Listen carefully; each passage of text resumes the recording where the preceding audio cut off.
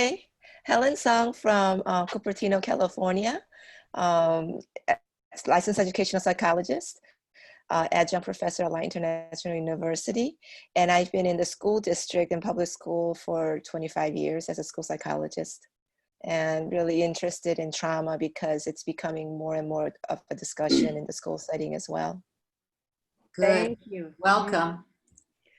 Damian, I don't know how long you can stay. You said you might be short today, so do you want to introduce yourself? Sure. I'm Damian Gallegos, here from Madrid, so it's afternoon.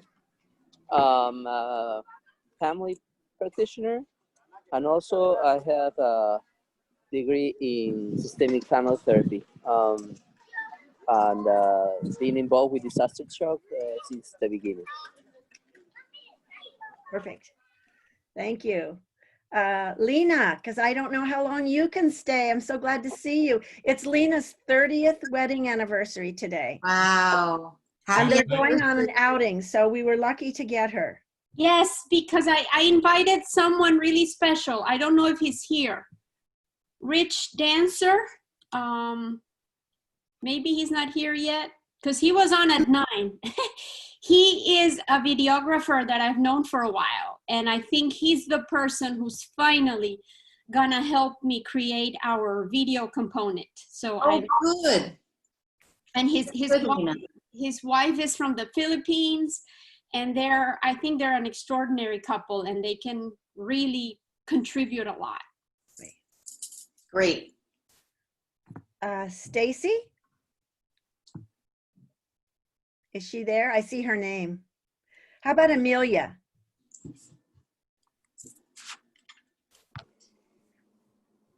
Yes, okay, now you can hear me.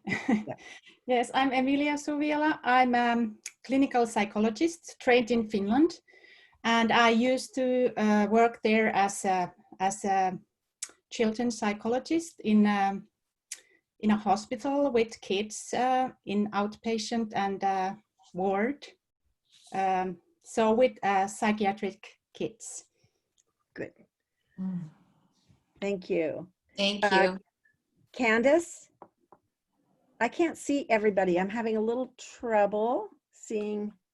Candace, are you there? If not, Becky? Yeah, I'm from Fargo, North Dakota, and I'm a grad student going into school counseling. And who are you? I couldn't tell who was speaking. Candace. Thank you, Candace. Sheena? Be sure to unmute. Good morning. My name is Sheena Sataport. I am a marriage and family therapist associate MFT. I actually used to be one of Brian's students, and now I am the coordinator for the Oxford Symposium.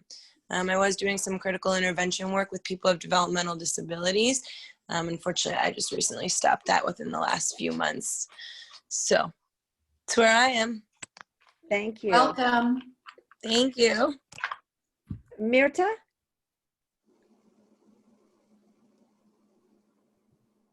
Good morning. I am from Mendoza, Argentina. I am a psychologist, and I work at the University of Aconcagua. I am a professor here, and I am researcher at CONICET. It's a pleasure to me stay here. Thank you. It's great to have you. Okay. Okay. Is it Nurit? Hi. Good evening. I'm from Israel. It's evening now. I'm a counselor of education. I worked in high school, and now I'm teaching in the University of Haifa. Wonderful. Great. Suzanne? Hello, I'm Suzanne Gerardo. I'm one of the original authors of Disaster Shock, and I am a psychologist in San Francisco and the head of the Child Development Center at California Pacific Medical Center. We're the largest in Northern California. And I'm also on the San Francisco Public Health Commission. So I'm a multitasker. You indeed are. Thank you, Suzanne. Great. And Bridget, did you go? I haven't gone yet. Good morning. I'm Bridget Steed, and I'm in Ashland, Oregon. And I'm a, excuse me, a licensed mental health counselor and a person-centered expressive arts therapist. And my background is working with adults with intellectual and physical disabilities. And this is really exciting. So I'm thrilled to see what's in store. So thank you for being here and sharing. And I know that Sagar and Preeta are on, but I don't see their pictures. But are you there, Sagar? Yes, I'm there, very much there. Let me introduce myself. I'm Sagar Bhattacharya. Yes, am I audible? Yes, so I'm teaching in a school here, teaching French and English, and going on well for another 22 years. I'm with my wife, Preeti Bhattacharya. She's also involved in the translation work, and we are very much involved in this, and we would like to be a part of this, and it's a pleasure meeting you. We are looking forward to it. We are from India. We are from India, from Pondicherry. Pondicherry is supposed to be a place in Tamil Nadu, so we are from there. Ah, okay, did I miss anyone? And if so, please speak up, and then we'll turn it right over to Ilene. Karen didn't speak. Oh, Karen, I can't see her right now. Karen. Yeah. I'm right here, and Brian didn't speak. And Jackie, did you speak? No. Anyway, those are the people I can see right next to me. So my name is Karin Drehme. I am from Germany, Heidelberg, Germany, and I'm presently in Germany, Heidelberg, Germany. And it's evening, as it is in a couple of places. And I'm a psychotherapist in Colorado. I'm a humanist chaplain in all of the USA. And I'm a healing arts practitioner trained in Germany. And you throw all of this together, and so I'm a pretty colorful, you know, I'm as colorful as these images here around the book. Wonderful. Jackie. Anyway, welcome everybody. It's good to see you all. Jackie Scheinfield from New York City, a transplant from San Francisco, counseling psychologist with focus on LMFT work. I'm in private practice in the city and work at Bellevue, NYU, training psychiatric residents, family therapy in vivo with the patients. Anyway, I'm excited about Ilene's talk today. I just can't wait. My first career was critical care with a lot of trauma in a physical sense. And now I'm looking at a lot of things that I wish I could have probably known then. Yeah. Looking forward to Ilene. Thank you. And Brian, we have to hear from you because not everyone may know you. Okay. I'm Brian Gerard. I'm the Chief Academic Officer of the Western Institute for Social Research in Berkeley. And I'm the director of the Oxford Symposium on School-Based Family Counseling, which this group is part of. But in my real life, I'm a poet and cat lover. He's also an author, the main author of the Disaster Shock, manual. So, yeah. Okay. And Ilene, I will just say a few words and let you say more because we're so pleased to have you. And we've sort of met one another in the last month or so, and it's been wonderful. And Ilene offered to bring her interest, both her interest and her expertise to disaster shock. I'm going to just look at my notes here a little bit that she started her career in behavioral neuroscience and psychopharmacology.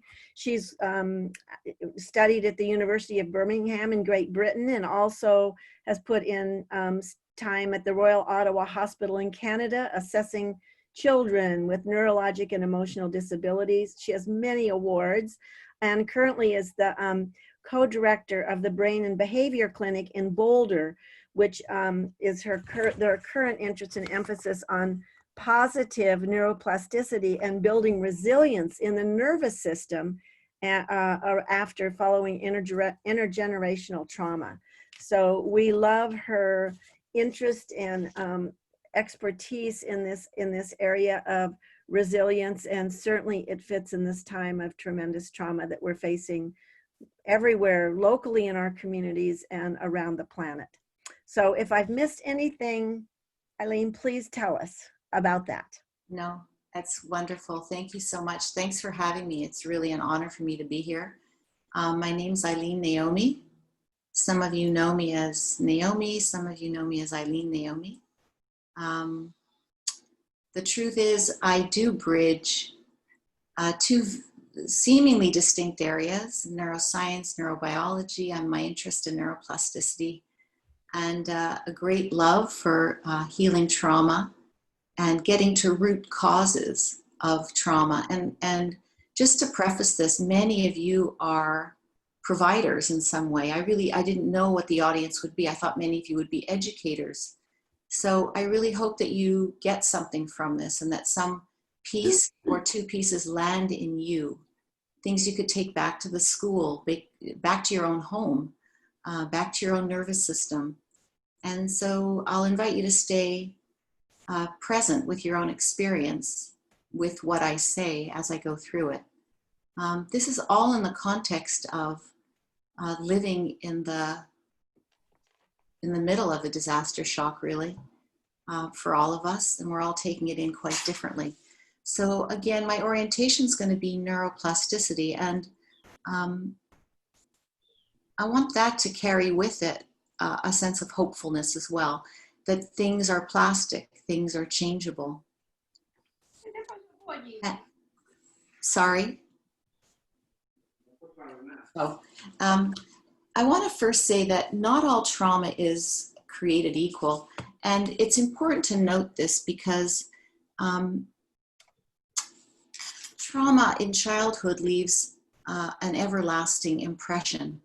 And it's important to know that because if someone has then another trauma, we know this from the ACEs study as well, if someone then has another trauma later in life, that second trauma is compounded by the first in a way that wouldn't have happened had that adult had a healthily attached, secure childhood without trauma. So I think it's important to look at the children we work with and the adults that we work with in terms of a trauma spectrum and a trauma timeline. I want to let everyone in the audience know that there is intergenerational trauma that we inherit genetically, epigenetically, and culturally. There's in utero trauma. Babies, there's evidence that babies' cortisol actually changes, and the HPA axis is probably bathing in toxins that are, stress toxins while a baby is in utero if the mother is stressed. There's birth trauma for the mother, early developmental trauma, and lack of attention and neglect can be some of the worst trauma.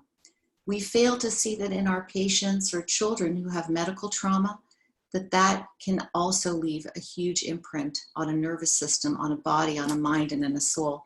And then there are things like car accidents and relationship stress and abuse. And of course, we're all here because we care more about, we don't care more about it, but we see that the hugeness of a disaster, like the one we're living through and like other disasters, impacts individuals and also a human consciousness in a very, very profound and deep way. And we really need tools to support each other and to support ourselves. So what is neuroplasticity? Whoops. What is neuroplasticity? Neuroplasticity, and this is the context in which I think about trauma and speak about it, it's the science behind growth mindset. It's a change in our mindset from many years ago when I was first in neuroscience, 30 years ago or 40 years ago, thinking that our brains were fixed, immovable, that the neural bundles and structures that we come with, we end up with. Indeed, that's not true at all. And I want us all to stay open-minded, imagining that we engage neuroplasticity, we engage the flexibility and incredible potential of our brains and nervous systems throughout our lifetimes. And no, it does not get worse when you're older. There's just as much potential as we get older. And we have good data to show that. So we can develop skills, change our minds and our brains with intention, practice, and a positive mindset. And that's an approach to trauma. So I want to explain trauma. Trauma used to be defined as something that happened outside that happened to people. We used to define it by an external event. Now we understand that trauma is the response, the internal response that human beings have to those events. So emotional trauma can happen when a person perceives that a situation is frightening or threatening, and this is the key, and they're unable to complete a defensive fight or flight response. And that's key in all of our tools and techniques and trauma resolution strategies. This is the key, that we work to help people complete things that they couldn't complete, that would have kept them safe and secure. I want to honor a friend of mine. I'm not able to get rid of this screen sharing icon, so I can't read some of my own words, but that's okay. This is a colleague of mine, a neurologist in Boulder who I love. He's a friend of mine, and he's given me permission to say that he now has Alzheimer's disease, and I bless him for all he contributed to the work of neurology and trauma and bridging those two together. And I want to remind all of us that if you can read this, Sue, are you able to read this slide to everybody? Yes, would you like me to read it? I would love it. Audience participation. Okay. The quote from Dr. Is it Scare? Scare, is any negative life event occurring in a state of relative helplessness. And that's the key. A car accident, the sudden death of a loved one, a frightening medical procedure, a significant experience of rejection can produce the same neurophysiological changes in the brain as do combat, rape, or abuse.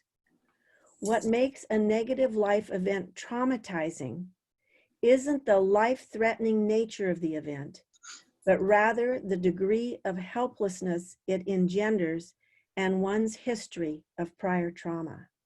Thank you, Sue.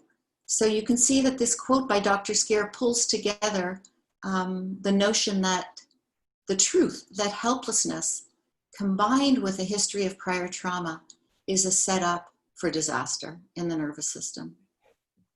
And that freeing ourselves from the experience of not completing the defensive reaction is what we're looking for when we heal trauma. And I want to emphasize that both threat and safety live in our nervous system.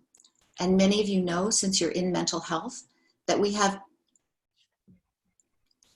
simply put, we have two nervous systems, a sympathetic nervous system and a parasympathetic nervous system. And they work together in tandem to create homeostasis for us. They actually work together to create resilience. Some people erroneously think that having a high parasympathetic tone is a good thing, but no, that puts us out of balance too. So actually sympathetic arousal coupled with parasympathetic soothing in that very beautiful cycle of stress and recovery is actually what we're looking for in a resilience model. And these are the hallmarks of trauma.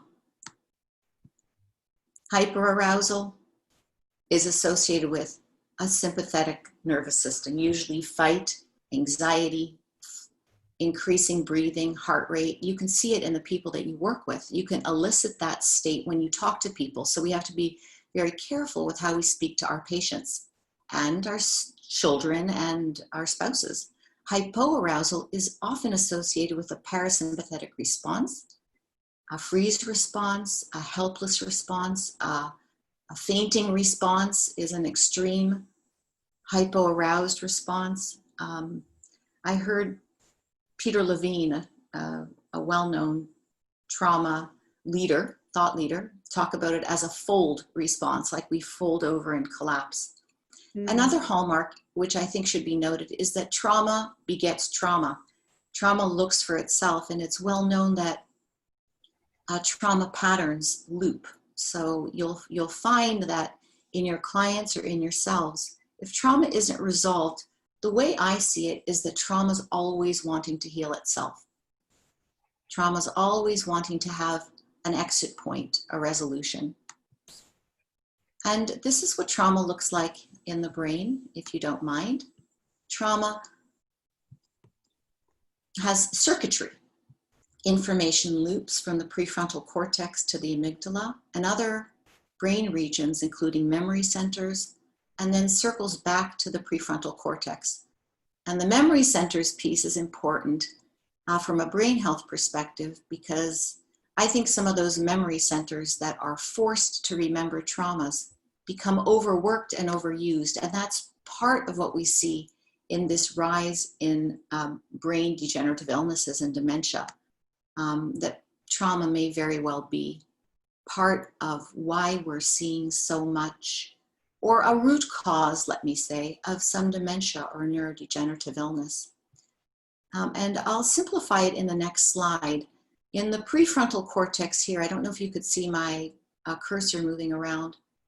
In this sage, logical, thinking, evaluative part of our brain, we're looking to grow this as a beacon of hope so that indeed, when we're triggered in this deeper threat, rapid responding, fight, flight part of our brain, we're looking to be able to temper this very strong reaction with a reasonable narrative about what happened to us and be able to integrate. These are all qualities of our higher cortical regions that lets us know that everything is okay, that we don't indeed need to be yelling, running, screaming.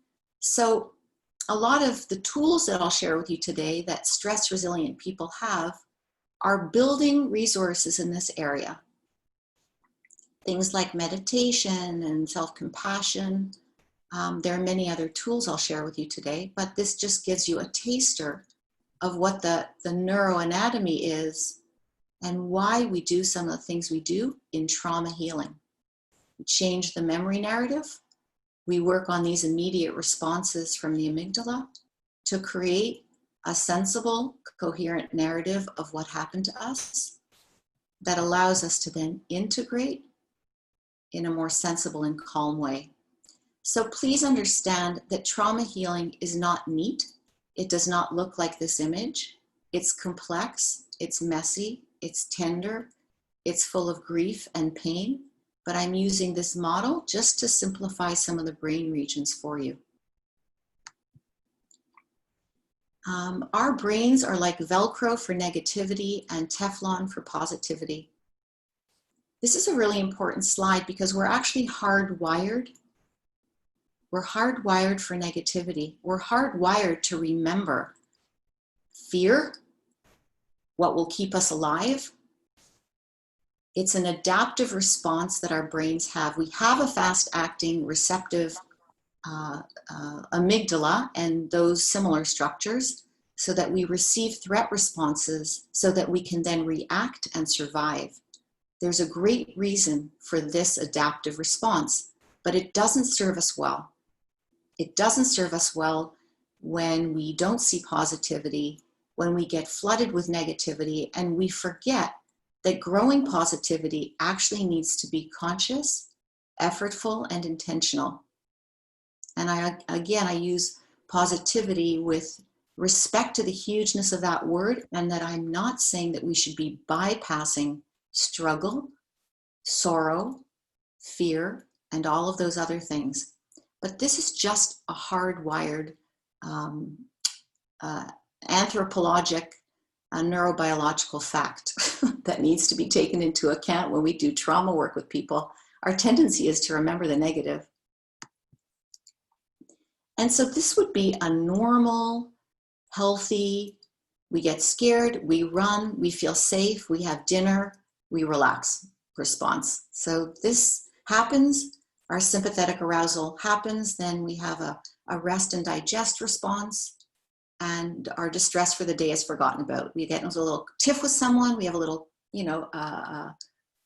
a fight for a red light, who's going to go first with someone, something in the day that happens, and it ends, and we have relief. Except we don't have relief with COVID. We don't have relief when we're in the middle of a disaster. And I think that's relevant to the people who we want to touch most with disaster shock and with the interventions that we use. This is associated with another part of the brain that goes awry when there's uncertainty. The brain loves predictability. It's a predictability machine. It's looking for patterns. It's looking for safety, because predictability means safety. We are engendering a great deal of uncertainty and fear right now, unpredictability, and this creates some of the contexts for why our brains are landing in helplessness, landing in fear, and landing in chronic anxiety as well. All the more reason to cultivate these tools. So the lighthouse is our prefrontal cortex. It's our sage guiding light. This would be analogous to our amygdala, the ship on the stormy seas. And we're looking to create a bridge to the lighthouse, guiding us to a place of resilience is the overall umbrella term, safety, coherence. And so how do we grow these areas so that we can not be in reactive and terror mode, but find emotional balance and resilience, engaging the lighthouse, our cerebral cortex, and all of the other regions in our brains and bodies and social engagement system. And I'm including that, I didn't put that on the slide, but our social engagement networks and systems are just as important to help us rest, feel safe, get repose, and get renewed. Social engagement, relaxation strategies, calming the emotional seas. And how do we do that? Well, I told you that I look at brain health and mental health and trauma resolution through a brain-body neuroplasticity lens, perspective. Our brain and our body communicate throughout the day to create our emotions. And so many of us in psychology, neuropsychology, neurology, social work, working with people, we often focus upon the ways in which our brain can help us. And yes, I am very neurocentric as well, but indeed we have more than enough evidence that root causes of mental distress often come from the body, come from the reason I'm talking about the vagus nerve in this particular slide is it's because it's an extremely long nerve that acts as a highway between the brain and the body. It affects heart rate. It affects, oh, I think you could see all the, sorry about that. It affects heart rate. It lets us have a sense of threat or safety. And this slide illustrates that the way to enter healing, trauma healing, is through somatic awareness techniques, and there are many of them. Mental training practice, this is one of the tools, and in the next few slides I'll be sharing with you some tools to build resilience, to calm the nervous system, to engage the lighthouse, to create a sense of meaning and purpose and resource. Mental training practices like meditation can help with creating more focus, more self-compassion, allow us to know how monkey-minded we can be and how our minds and our brains can rule us if we're not careful. So settling in, even in this moment, and noticing a place in your body that feels calm and resourced might be a good way to just, know that you can check in that way. It's something that I do very often in a day. regularly checking in to find a spot, an area that is resourced, calm, and relaxed. And there are many, many types and variations on mindfulness practice. And I'd like to change the name of mindfulness practice to bodyfulness practice as well, because it so often involves a body somatic awareness. And indeed, these practices, if done long-term, even short-term but consistently, can change the structure and function of our brains, impact health and healing in a very positive way, from immune system to inflammation to brain health. So this is a very important tool. And not to get overwhelmed, there are very easy ways to enter a mindfulness practice for yourselves and for the people you work with. And we can talk about that in our discussion. Breathwork exercises, very, very important. There are many types of breathing exercises. Just imagine what it feels like right now to, don't imagine, try it. I'm going to invite you all to just take one 30-second period and settle on a long exhale, and then allow yourself to be breathed with an inhale.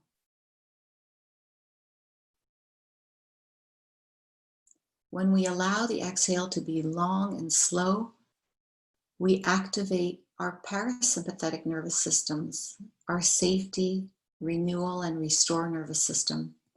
This is a great way to do a mindfulness practice that's somatically based.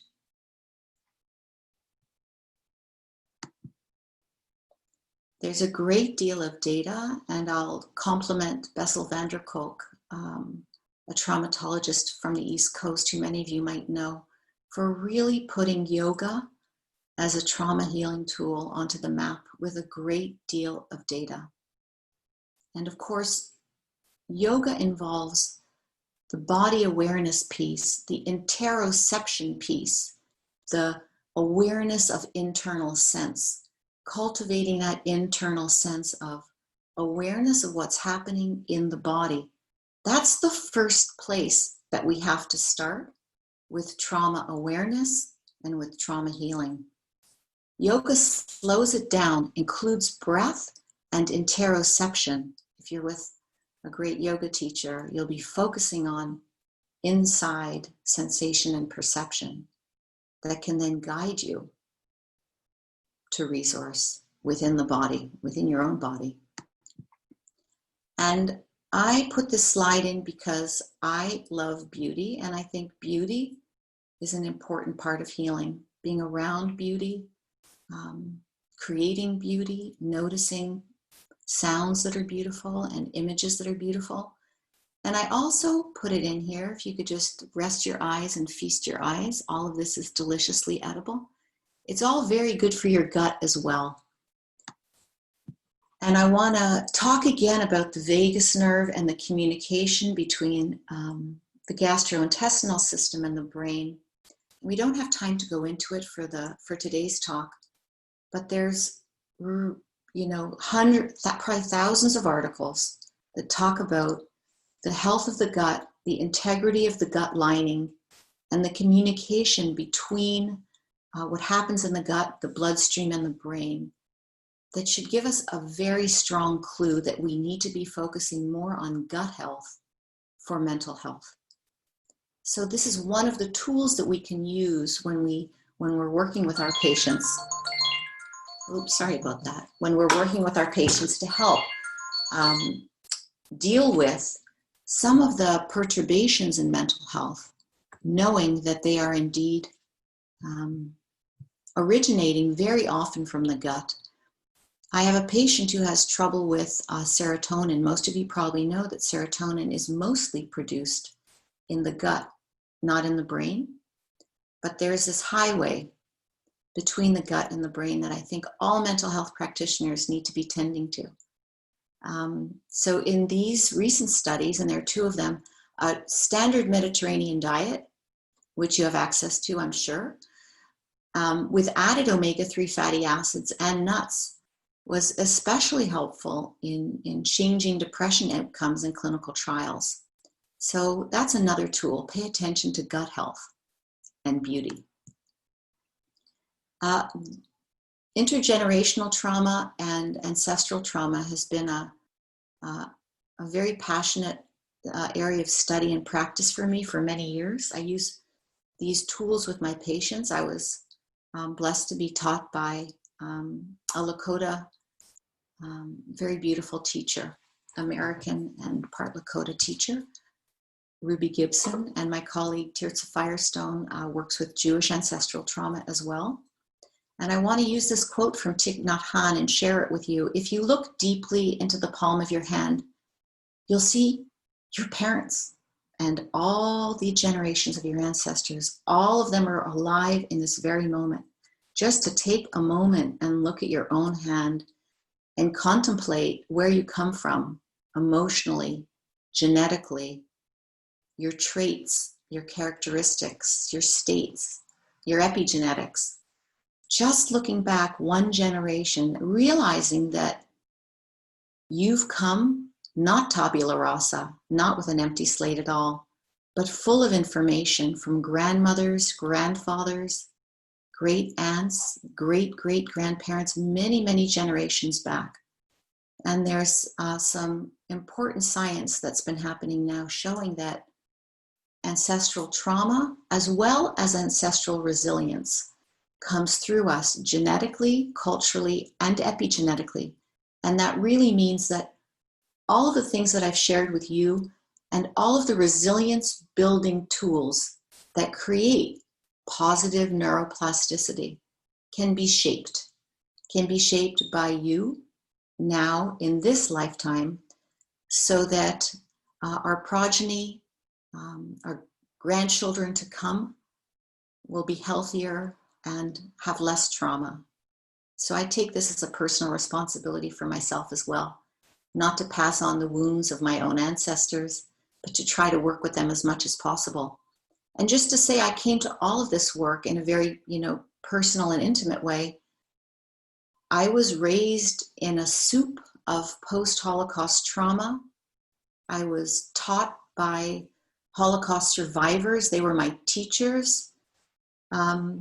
In the 60s, they had been liberated from the camps probably 20 years before.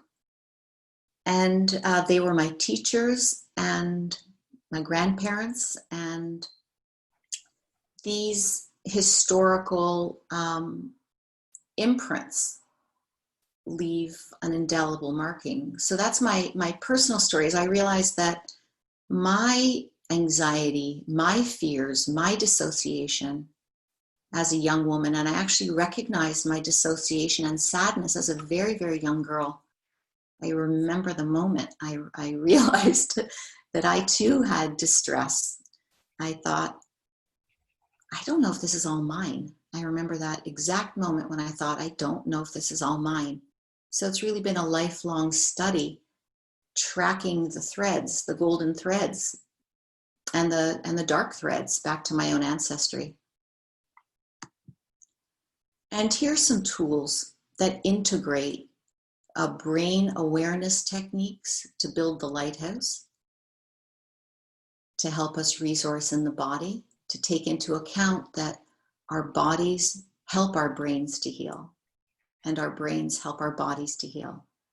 And together it's a beautiful marriage. So the key is slowness, changing the pace. Slow enough to become aware of internal sensations and perceptions.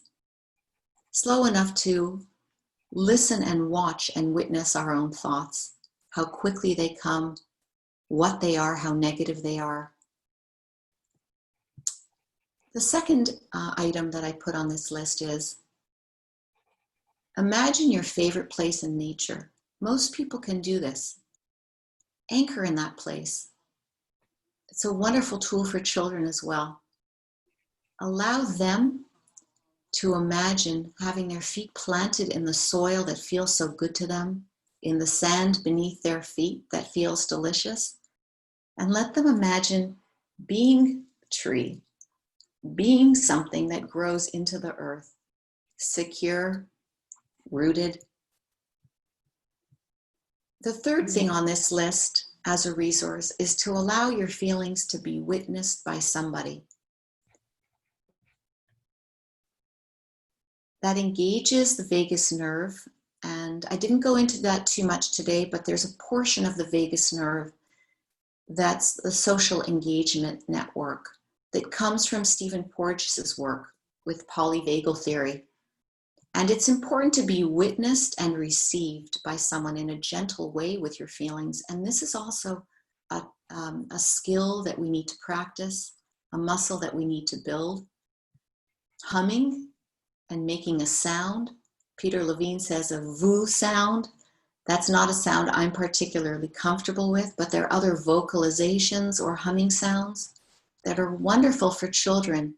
Interesting ways of engaging the vagus nerve, our safety system, and breathe with a longer exhale than an inhale. Self-compassion practices. I want to say a little bit more about the breathing, but maybe in questions and answers. There's a way to involve the heart, involve positivity and gratitude practices as we breathe. And this can really infuse the body with a sense of peacefulness. And of course, there's self-compassion practices that we're learning so much more about, thanks to Kristen Neff and her colleagues. I included this slide because how we communicate with our children, with our spouses, needs to take into account some of the things I shared with you today. Slowing down the nervous system, looking and listening gently. A soft voice, a melodic voice, like a mother's voice, mimicking a mother's voice, a soft, non-judgmental gaze. Very important of healing trauma just through our communication, just through our voices. Go slowly and pace yourself. Doing deep inquiry when we're doing trauma work with people is not helpful. I often tell my patients on the first visit, I'm not going to ask you to tell me your whole story again. I might selectively ask you to talk to me about a little piece of it that isn't as triggering, that doesn't cause you to have your heart rate raised, your breath to increase, or for you to get flooded. And one of the ways we do that is we go slowly, we talk about ourselves. I'm not suggesting you personally disclose to your patients, but you don't go on a fishing expedition or give advice either. That's at least one of the strategies that I hold. And a way to monitor how people are doing with your inquiry or with the session or with the child. I'm taking into account that most of you are educators and psychotherapists or psychologists, is watch the breath, watch the body posture, listen to the voice, so that we can keep people resourced and we can keep ourselves resourced, because as practitioners, during these difficult times, we're needing to self-reference and self-reflect much more than normal. We get agitated, we're working with our own anxieties, our own personal family issues, our own fears. COVID elicits, my experience is that COVID elicits and accentuates our old traumas. If we had fear or medical trauma as a child, that becomes a mega focus for us during COVID.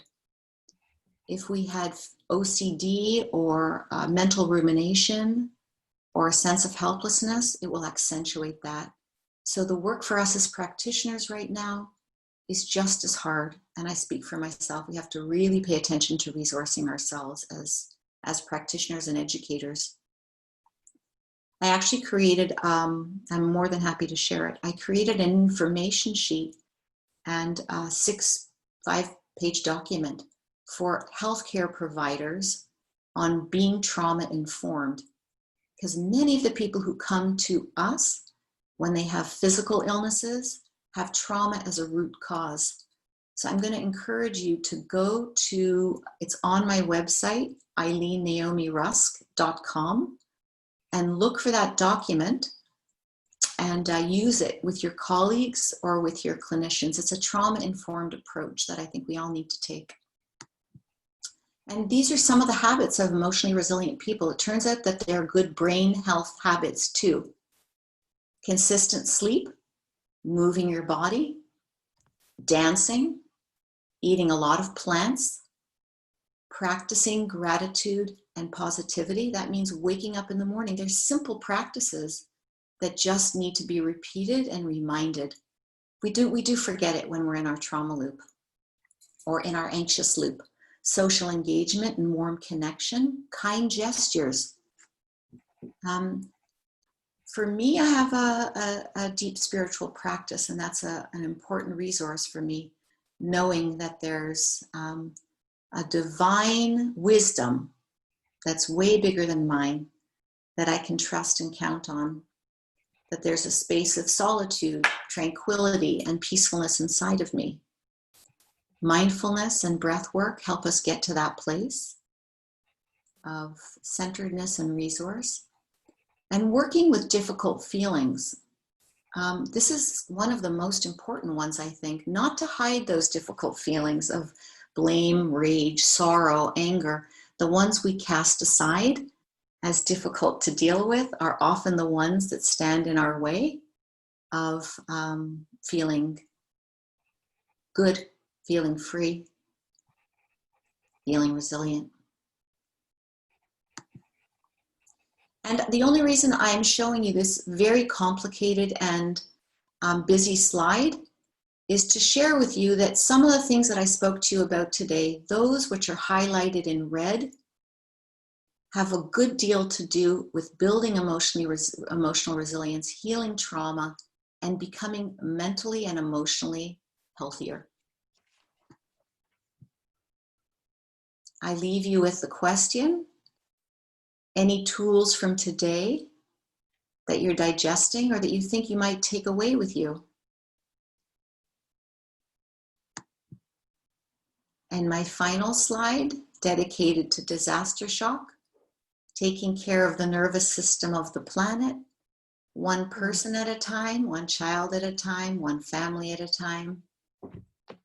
And thank you very much for having me. And I have time for questions.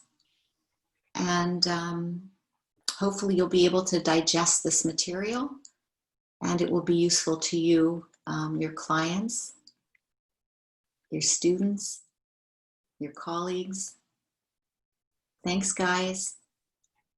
Thank you, Ilene, for that beautiful presentation. Thank you so much. Absolutely. Now we get to rest and digest. I want to echo that briefly. Ilene Naomi, that was a beautiful talk and could not have asked for something that was more nourishing, more clear, more hopeful, that we could share that together with you. And I'm so grateful that we've recorded this and that we will be able to share it with others. I immediately know all kinds of places I want to share this because that was really magnificent. Thank you. Thank you so much for having me and being such a warm bunch of incredible experts in your own fields. And I'm really honored to create community here with you all. Very touching. So thanks for all the work that you're all doing. And if there's any way I could support you in transmitting and transfusing, I just made that word up, and spreading that, anything that I've shared with you, I'd be more than happy to. Why don't we open it for questions or comments that any of you might like to make, and please just address them. Be sure you take yourself off mute and just talk directly with Ilene Naomi so that you have a chance to, if you have a question or comment, be heard.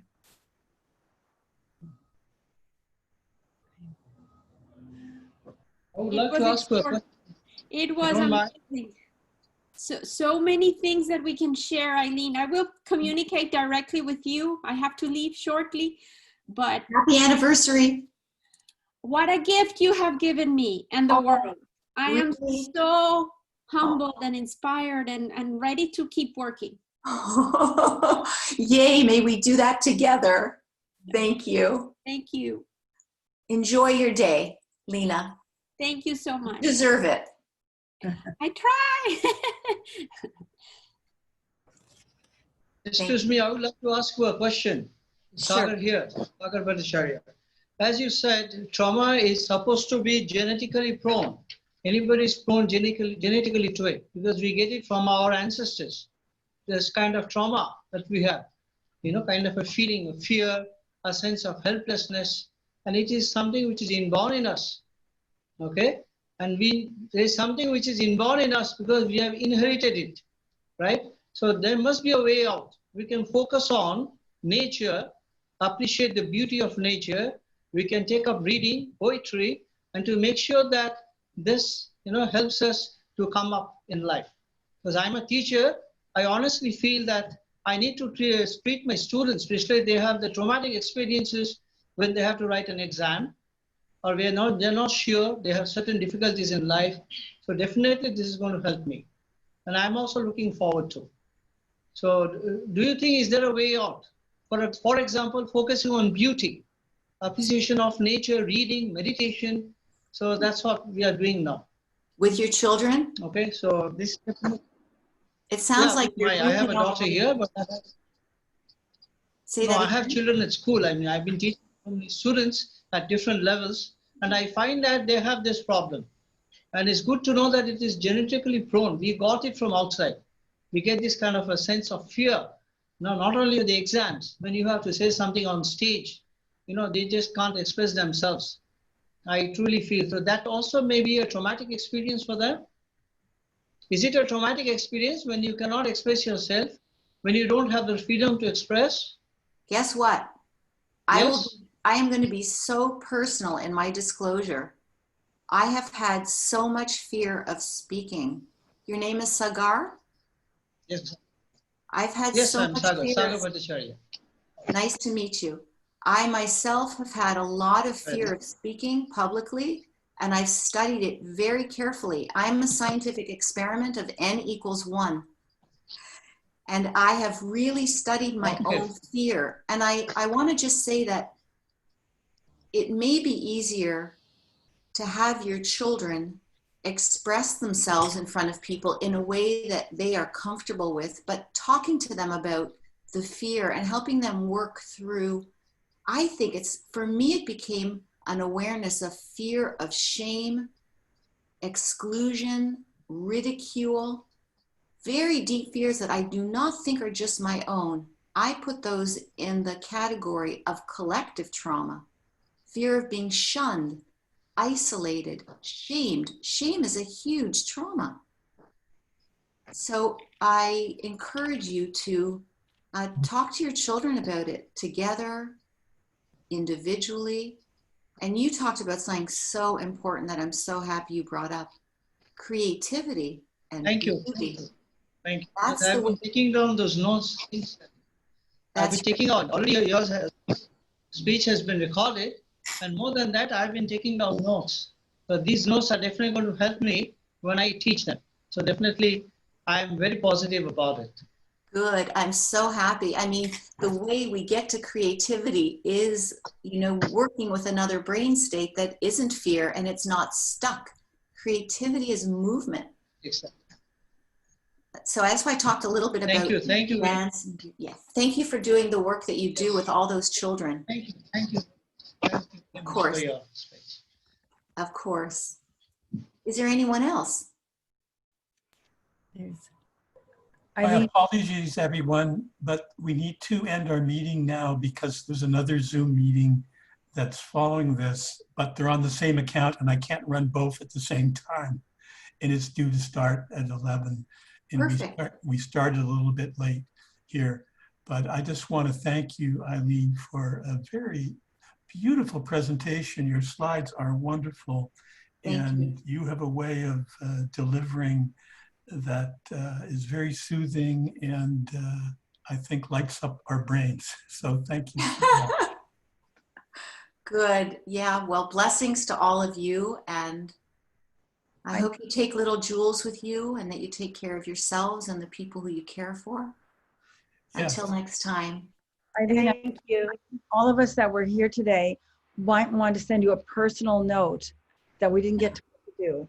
And I, for one, will do that. Oh, Thanks. Let's have a round of applause for guest speaker. Thank you so Amen. much. Thank you so much.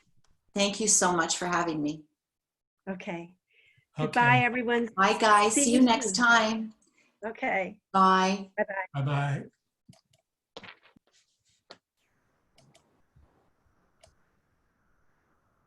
Sue, I won't be able to join this meeting.